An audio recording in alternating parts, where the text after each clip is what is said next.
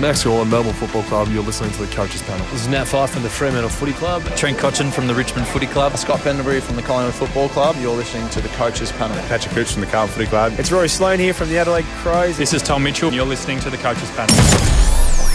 Hey friends, you got MJ from the Coaches Panel. I hope you're well and welcome back to another episode of the 50 Most Relevant, where we're counting down who, at least I think, are the most relevant players to discuss and to consider across SuperCoach, DreamTeam and AFL Fantasy for your 2022 season. Joining me on this podcast as we talk about a very interesting player. Jacob Hopper is who's on the list today at number 38. I got Jordox back, mate. Hello, how are you? Great, MJ. Good to be on again and looking forward to having a yarn about the new Tiger. Yeah, he's an interesting one that was almost a cat, but he graduated up a rug to being a tiger in terms of the feline family. Maybe not so much in premiership success for 2022. Not on the ladder. The Cats fans will be shouting at you. Not just yet. Anyway, he's the 25 years of age Hopper, so right in his prime, and he is a midfield eligible option for us last year. Not a great year for him, and we'll talk about that in just a moment, but his top score in AFL Fantasy came against the Western Bulldogs last year.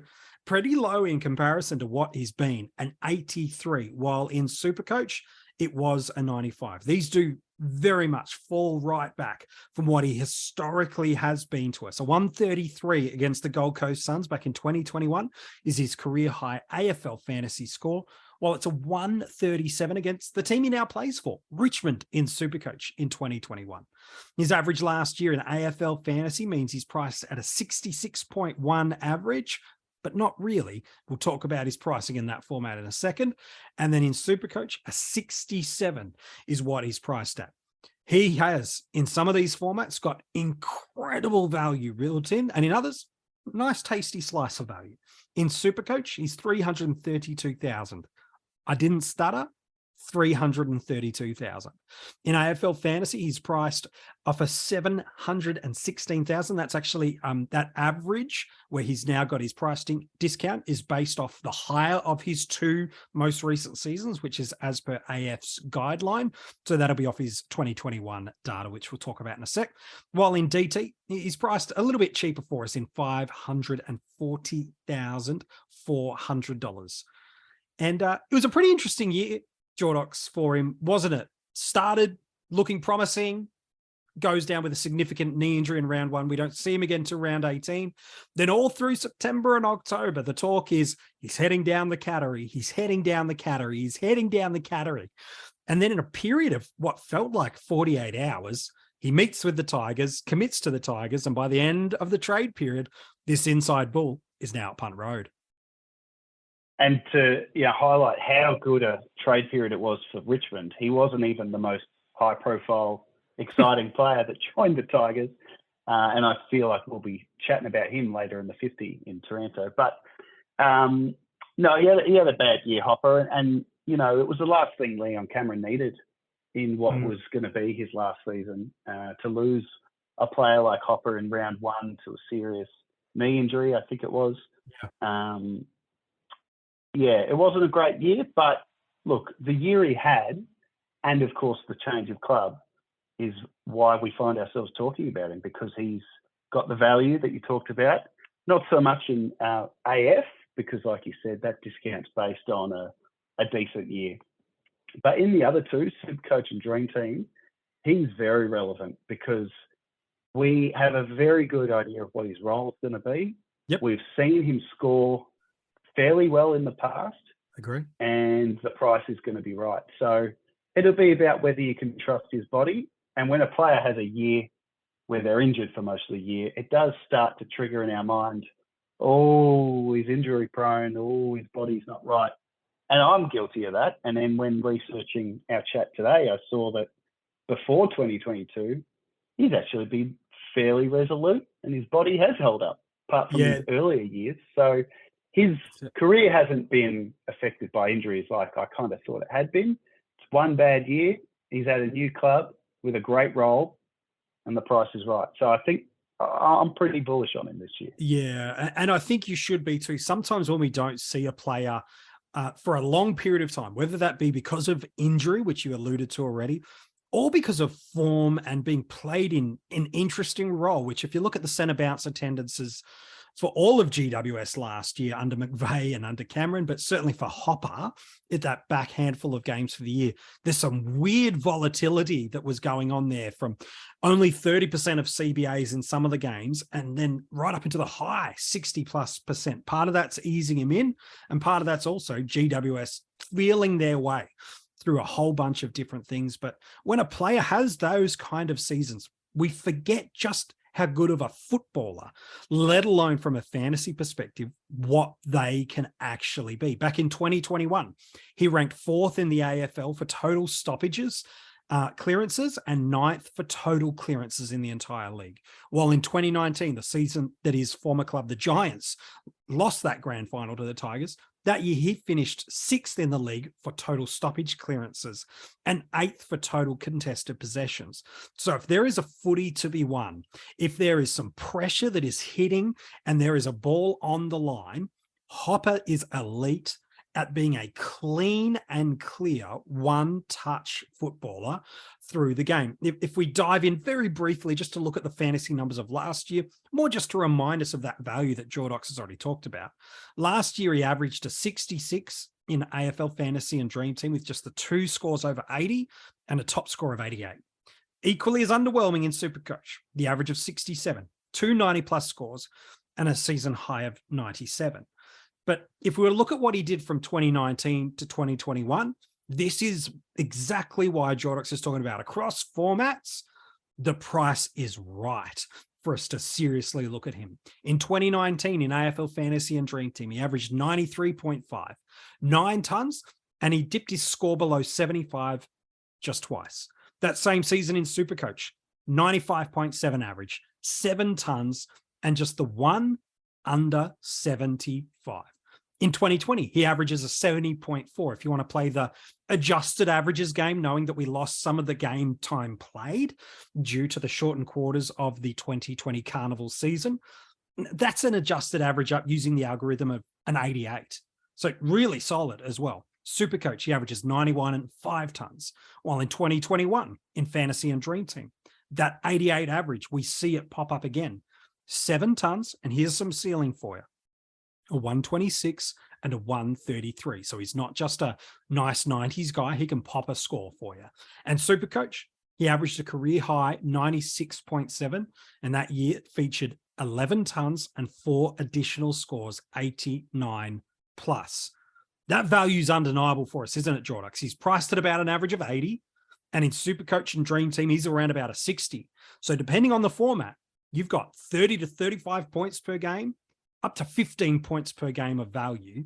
And across all formats, value is the name of the game for a lot of what we're trying to do in our starting squads. Absolutely. And, you know, you touched on it earlier about, you know, the end of 2022 when he did come back, and you mentioned it, like, you don't want to look at those scores and the way he played there and think that's what I'm getting. You really want to look from, 2021 and earlier. Because when he came back last year, it was about easing them in. GWS were in full experimental mode. They had an interim coach. And, I don't know what he was doing exactly role-wise, but you touched on some of the CBA numbers. But in terms of, his career, and when I look at picking a Jacob Hopper in any of my teams this year, I'm not looking at him thinking, I can get a keeper, a long-term player who's going to go 105 at this incredible price.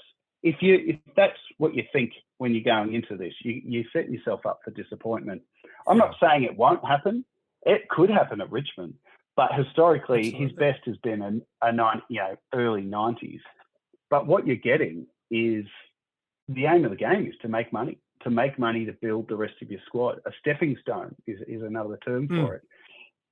And AF, I'm not as on it in AF because that average of 80 that he's priced at, you could grow 10 points from that. But when you look at the other options in that area, as an example for an extra 30 or 40K is a Tom Green, who's at the Giants, who I can actually see going to a 105. Maybe not this year, but I see his ceiling and his future more than I do Hopper.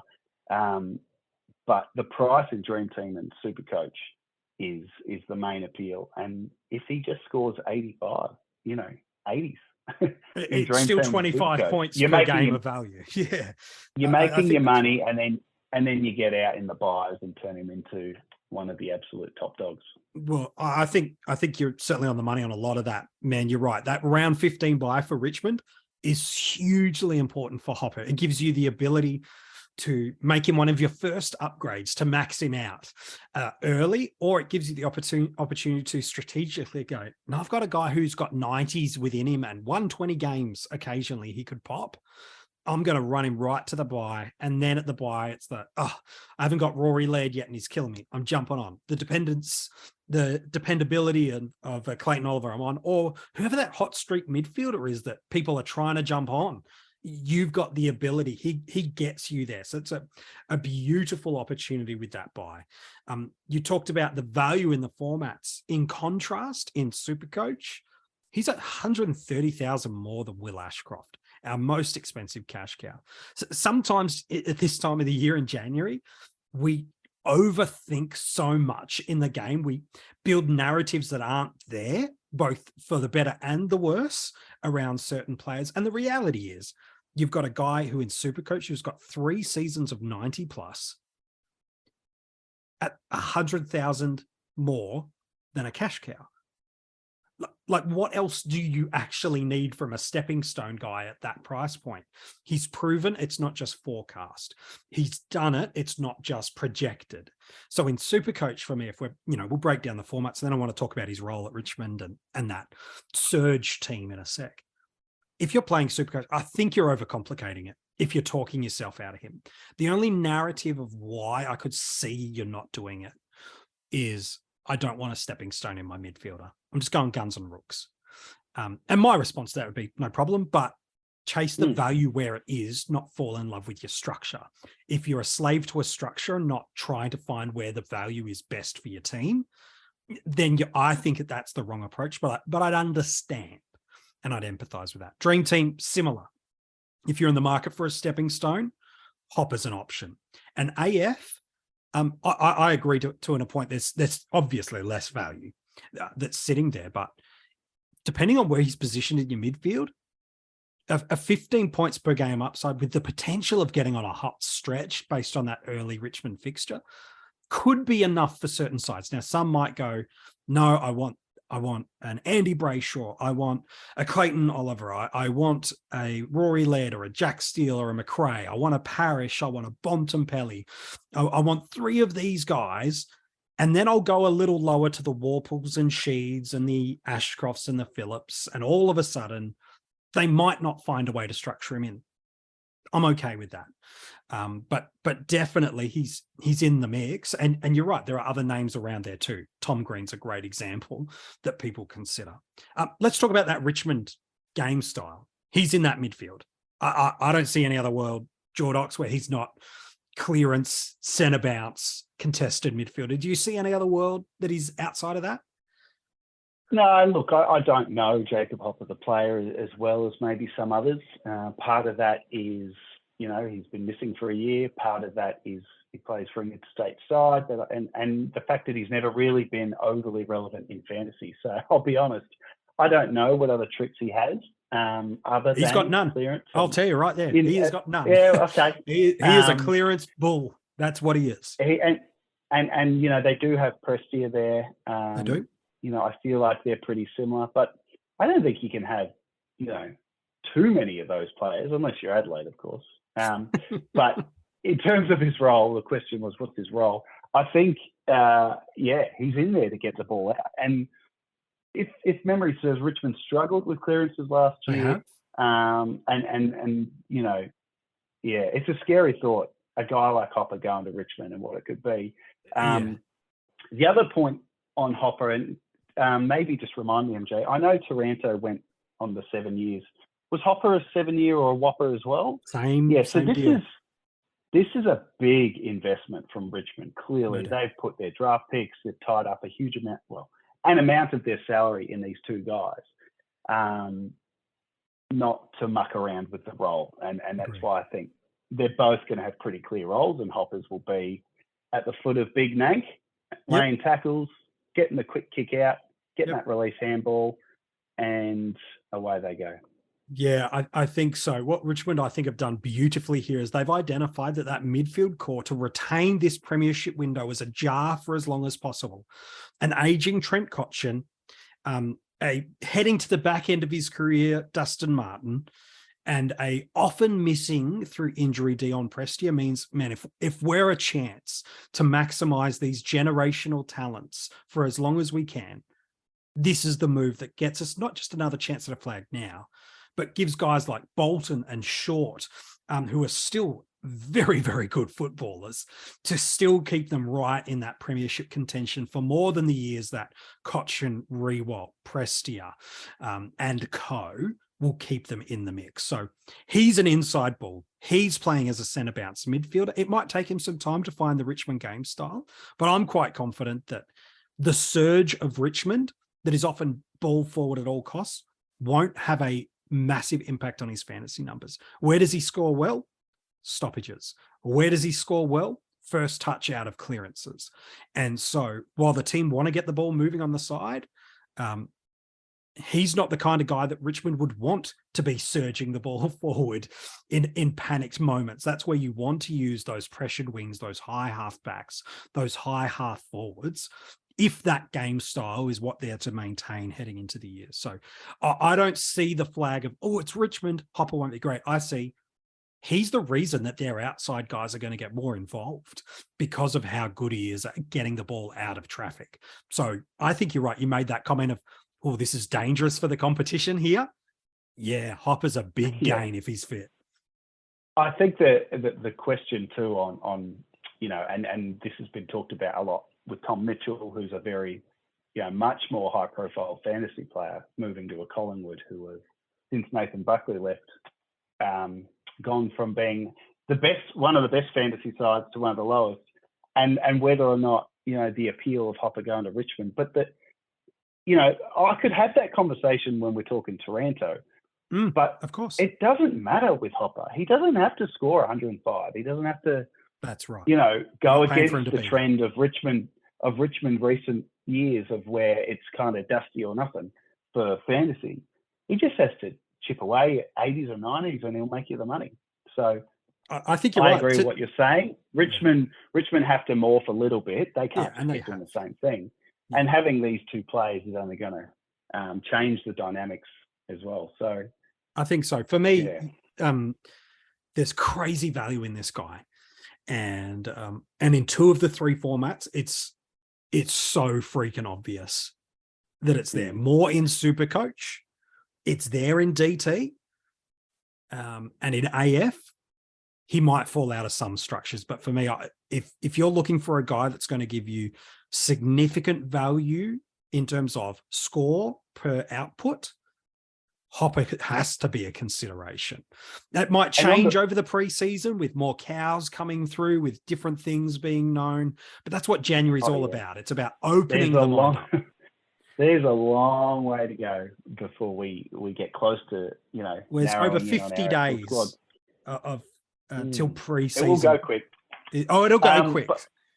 Yeah, I was going to make another point. No, I think that was it. It's okay. I think the point is his value. Oh, sorry. The point I was going to make is on the flip side to all that, it's not like he's going to hurt you if you don't have him. If you're going to come up against someone or in terms of the rankings, it's not going to hurt you in terms of, oh, you've got Hopper and I don't. It's how quickly your squad develops than other people who don't. And there are other options. Like there's heaps of options in that middle area. This one's just particularly appealing because change your club always gets everyone's attention. It certainly does. Any player with the smallest amount of fantasy chops or relevance, when they change clubs, it's all we talk about. It's all we talk about. You're right. It's natural. But yeah, there are other options, but there are. And especially, you mentioned one in AFL fantasy.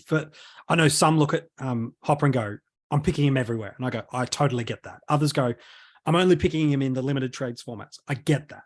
The only place that if someone said I'm not picking Hopper would be in SuperCoach, that I would go, why? I don't understand why. There's too And much pointing out. They just might have landed on someone else. And that's he's going to be that absolutely guy. fine. When we get closer, people are always saying this combination or this combination. There's going to be a lot of people with a top mid, like a Brayshaw or an Oliver, and a Cow, or one of the cheaper premiums. Yeah, do they come around? And it'll just depend on the structure. And that's the beauty of the game, isn't it, Jordox? We both, and people listening to this podcast, have played it for a number of seasons now, that there's almost no such thing as a must-have in many of these things. There's so many different ways you can go about this game and being successful and generating cash and maximizing points. What's the best way to do it? You only get that answer at the end of the year. Hindsight we're all reflecting and doing our postseason. It certainly does, that's for sure. All right, let's talk about where he's going to go on draft day. Look, he's got the potential, no doubt, to be a top 50 mid across the formats. I don't see that many people. And again, the caveat around leagues is always around two or three things. One, what's the caliber of coaches you're drafting against and their biases and knowledge? Number two, what's the size of your league variables in terms of positions on field and league sizes? And then the other is the timing of your draft. If you do this after a preseason match and Hopper comes out with a 30-touch game and 100 plus across the formats, okay, he's going to bump up your ranks a fair bit late February, early March than if you do it in 2 to 3 weeks' time type of thing. So those are always the variables, but I think he's got the upside of M5 and potentially even an M4 he could really push to, and maybe M3 if he really returns back to his peak. But you're probably not going to have to pick him now. I think in some drafts, he should still be there, and definitely in the teen selections of your draft. And you could be getting him in at an M6 price point, maybe even later, depending on the quality of the coaches you're against. Where are you happy to pick him up on draft day? Yeah, he's almost my favorite draft guy because of that ugly average next to his name. So he'll be a few pages in, all the big mids will be gone. I think you can get him late, later than what his output will be. So I can see you grabbing him as, that M5, M6, as you're saying, and then halfway through the year, he's actually your M2, M3. One of the hardest things to find is a mid that pumps out 90s. And he's that. To be able to get someone like that quite late, I think he's going to be a very shrewd pickup, and I think he'll go later than what his output will be. Yeah, absolutely. So where does that land him? M5 probably feels about right. I think you could M3, M4 if you're running heavy in another line. Yeah, and the forwards is a lot. It depends on your strategy, but it does. He's going to be serviceable and he's going to be reliable, I think, in terms of scoring. Yeah, I probably wouldn't want him any higher. Underrated thing. Yeah, underrated in draft. Sure. The boring vanilla scores, no ceiling, but every week, if you can bank on that 80, 90 points, it helps. Yeah, I probably wouldn't want to get him any earlier than an M4 spot. Again, even with that, but you're right. There is M3 upside, and you should be getting it at an M5, M6 price point. So either way, there's great value built in to where you're picking him up on draft day. Jordox, as always, mate, an absolute pleasure to have you on this episode, buddy. Pleasure, mate. We'll talk soon. If you want to go and read the article, there's a bunch of other stuff both there for this episode that you can read online at coachespanel.tv, as well as all the other players we've revealed so far up to this point on the 50 most relevant in about 50 seconds. I'll give you a quick clue on who's coming in at number 37. But if you are enjoying these podcasts, make sure you've subscribed and listened through all of them throughout the preseason. Every single day, we're dropping brand new content for you. So wherever you're picking up your fantasy footy content, you can be able to go there and check that out. And the articles we've mentioned, well, they're all fueled by our Patreons. These are people that love the Coaches Panel, support the Coaches Panel for just a couple of bucks a month. There is a tier level that is right for you. And by becoming a patron, we kick some extra content, some hidden groups, some bonus exclusives, and you get these episodes a day ahead of everyone else. So you already know who's at 37. The clue that I'm about to give, they're going, we know MJ. We already know who it is. Speaking of Patreons, a big thank you to brand new premium tier Patreon, David Pierce. Thank you, David, for jumping on and becoming a part of the Patreon army. So here's a clue. Who's at number 37? The backline's not as easy as you think this year, is it? Like, yeah, there's some big dogs at the top of the tree, but when you start to think about D3, D4, you don't really want to run too many cows too deep, do you? So there's a guy that not many people are talking about anymore. He's had multiple seasons in the past 4 years of 90 plus in SuperCoach and multiple seasons over 88 in AFL Fantasy and DreamTeam. He's not priced at those though. So you've got another value prospect we're going to talk about tomorrow on the 50 Most Relevant.